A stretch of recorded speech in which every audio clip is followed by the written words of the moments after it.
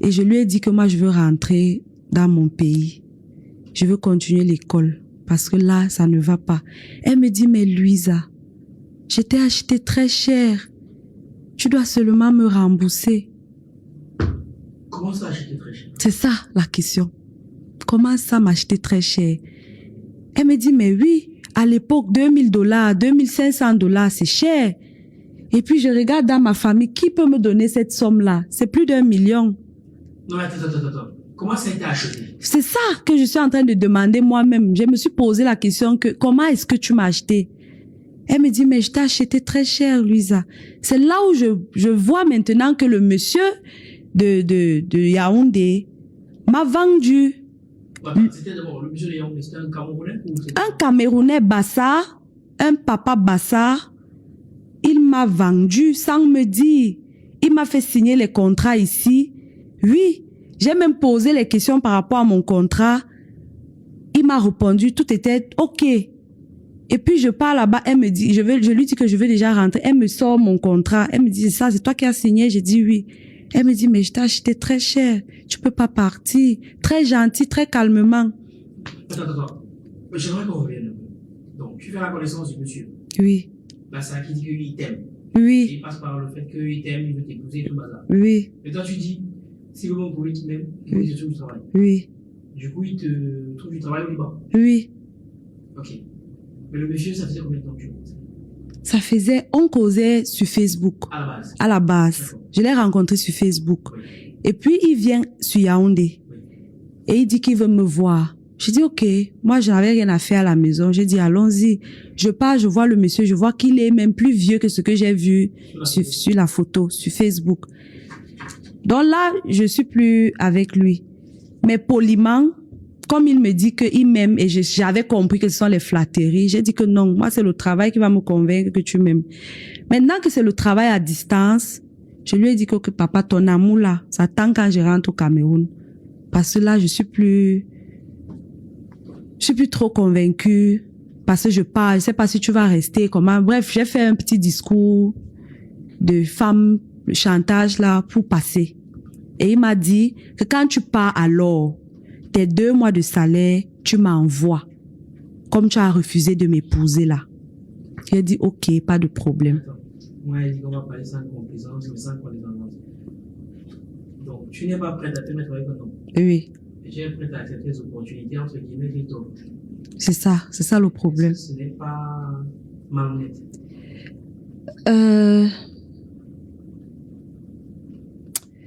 Peut-être je vais utiliser le thème là. Je vais accepter que c'est... Et c'était là, j'étais malhonnête et j'étais naïf. À côté de ça, est-ce que quelque part, ce n'est pas l'arroseur arrosé? Parce que tu avais miroité un peu un truc comme quoi, que j'ai fait mon travail, donc peut-être c'est ça qui va permettre qu'on soit ensemble.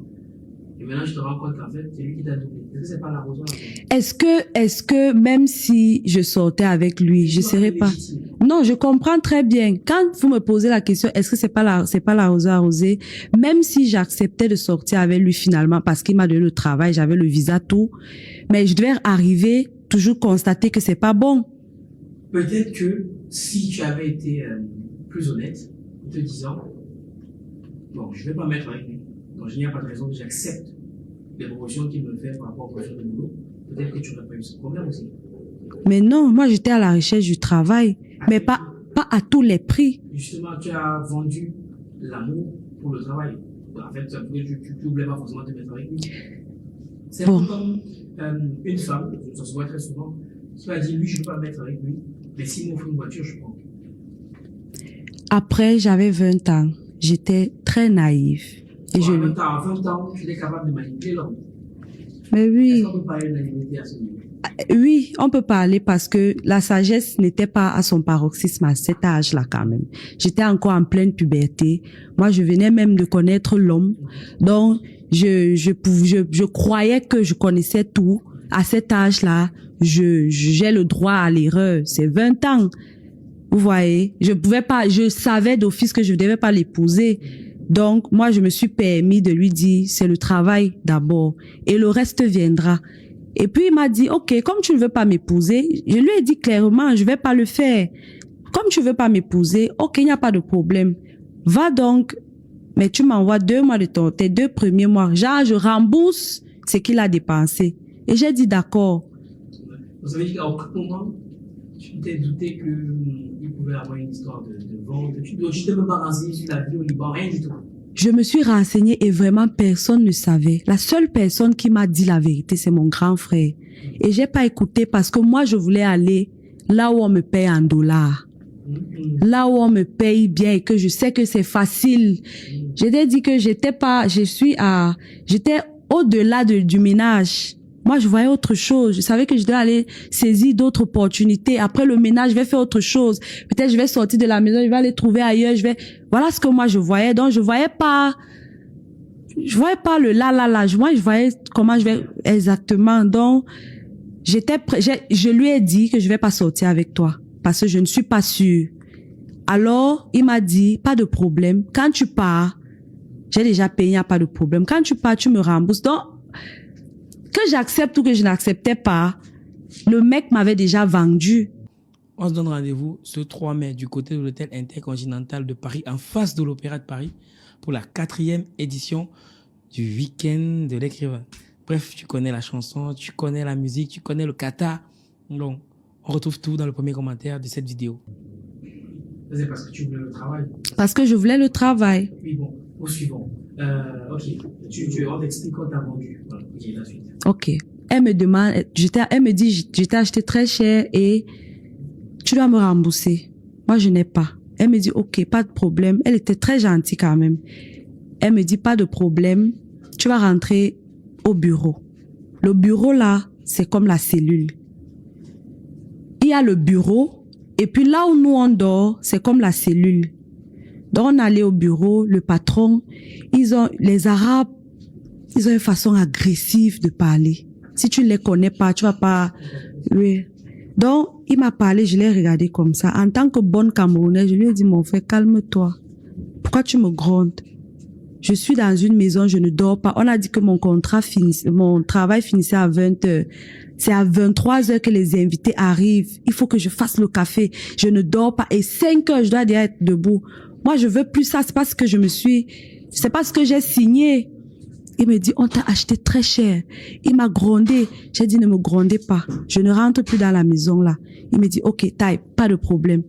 Va rester il a dit, dans la salle. Il m'a dit, va rester dans la salle. On me prend, le chauffeur me prend, il m'amène dans la salle. Je vois d'autres Camerounaises là-bas. Les mamans de 40 ans.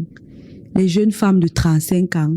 Bref, j'ai vu d'autres Camerounaises, j'ai vu d'autres filles noires, les Éthiopiennes. La majorité même sont les Éthiopiennes. Et j'ai essayé de poser les questions, de savoir comment ça se passe. Et l'idée de fuir, tout de suite, m'est venue. Mais la maman de 43 ans là, une maman Amina, elle m'a beaucoup conseillé. Elle m'a dit, ma fille, tu peux pas fuir ici. Calme-toi. Quand on t'amène dans une autre maison, tu travailles tes 3 ans et tu rentres. Et au Liban, si vous avez signé un contrat de 2 ans ou de 3 ans, vous partez faire 6 mois dans une maison. Quand vous ressortez là, vous allez recommencer. Ah, donc on reprend à zéro. Vous reprenez le contrat à zéro. Donc, vous pouvez facilement passer votre vie là-bas si vous n'êtes pas à l'aise, si vous ne suivez pas les règles. Si tu permets, avant qu'on aille plus loin, toutes ces femmes qui étaient là-bas, aucune ne savait ce qui les attendait. Aucune ne peut dire ce qui t'attend. Elles avaient aussi été vendues. Toutes, on était toutes les vendues.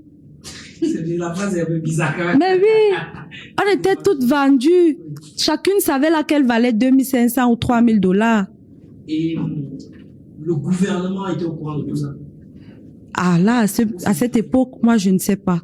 Et là aujourd'hui, qu'est-ce que tu renseignes par rapport à est-ce que le gouvernement est au courant? Le gouvernement est très au courant. Maintenant, quand je rentre en arrière, c'est au courant ils sont au courant. Pourquoi? Parce que c'est un truc normal chez eux. Ah, ok, d'accord. Une petite fille de 20 ans peut être ta patronne, toi qui as 43 ans. Et puis pour elle, c'est normal qu'elle achète une fille. Oui, c'est très normal chez eux. Donc ils achètent on achète que les noirs ou alors on peut acheter même les blancs. On achète les Philippines, les femmes de la Philippine.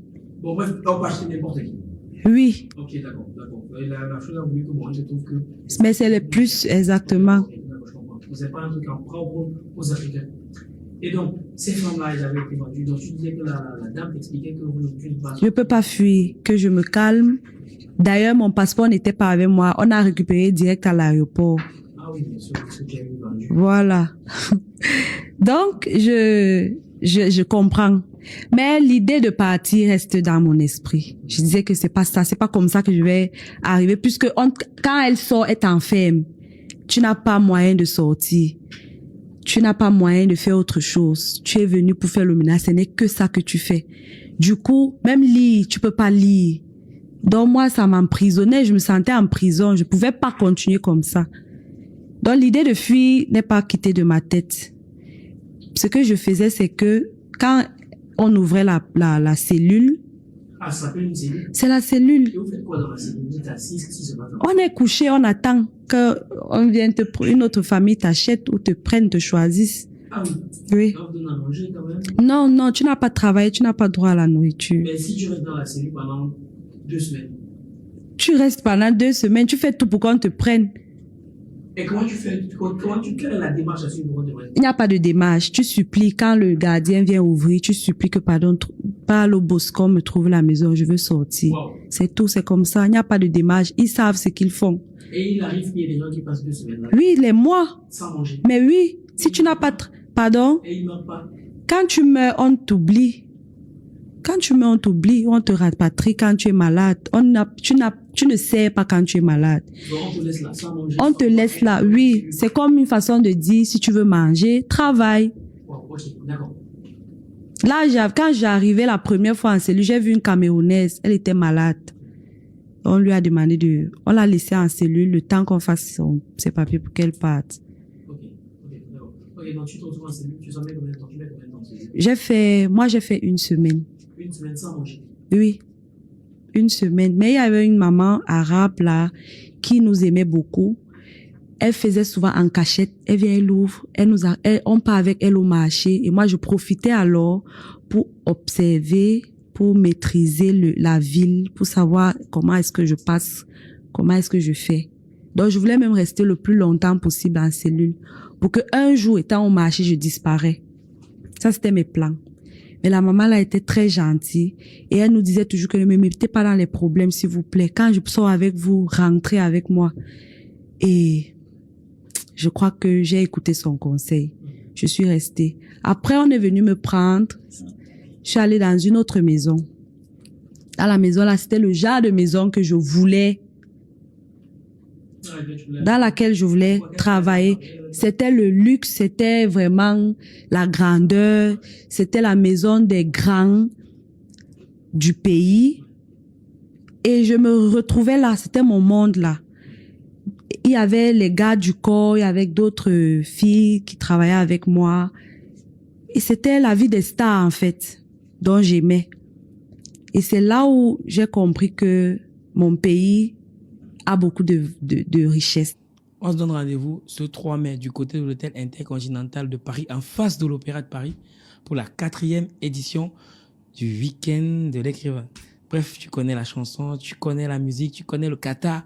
Donc, on retrouve tout dans le premier commentaire de cette vidéo. Participez à la 4e édition du week-end de l'écrivain. Rendez-vous ce samedi 3 mai au Salon de l'Aveyron à Paris pour des conférences, panels et ateliers. Plus de 1500 participants attendus, des speakers de renom et une multitude de stands à découvrir. Inscrivez-vous vite sur argentlivre.com, les places sont limitées. Événement sponsorisé par Copili.io.